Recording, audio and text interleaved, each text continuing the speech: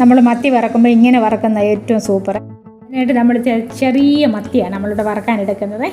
നമ്മളതിന് ഉണക്കമുളകേ നമ്മൾ ചേർക്കുന്നില്ല. നമ്മളതിന് പ്രധാനമായിട്ട് ചേർക്കുന്ന കുരുമുളകും കാന്താരിയും കൂടിയാണ് നമ്മൾ അരച്ച് ചേർക്കുന്നത്. അതിനകത്ത് ആവശ്യത്തിന് കുരുമുളകും കാന്താരിയും കൂടെ അരച്ച് ചേർത്തതിന് ശേഷം നമ്മൾ ഇച്ചിരി മഞ്ഞൾപ്പൊടി, ഇഞ്ചി, വെളുത്തുള്ളി, ഇത്രയും ഉപ്പും ഇത്രയും മാത്രം നമ്മൾ ഇതിനകത്ത് ചേർക്കുന്നുള്ളേ. നമ്മൾ പാനെടുത്ത് അതിലേക്ക് ഒരു ഇല വെക്കണേ. ഇലയിലേക്ക് നമ്മൾ ഒരു ശകല എണ്ണ തൂക്കുകയോ അല്ലെങ്കിൽ നമ്മൾ മീൻ ഇട്ടതിന് ശേഷം ശകല എണ്ണ ഒഴിക്കാവുള്ളേ. ഒഴിച്ച് നമ്മളൊന്ന് ഇല കൊണ്ട് തന്നെ മടക്കി മൂടി വെക്കുക. എന്നിട്ട് നല്ല ഒരു ലോ ഫ്ലെയിമിൽ നമ്മൾ തീയിട്ട് നമുക്കത് വറുത്തെടുക്കാം.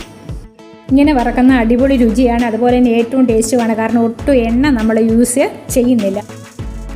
എല്ലാവരും ഇതൊന്ന് ട്രൈ ചെയ്ത് നോക്കണം. ഇഷ്ടപ്പെട്ട ചാനൽ സബ്സ്ക്രൈബ് ചെയ്യാൻ മറക്കരുത്. ഒരു ലൈക്ക് അടിച്ചേക്കണേ.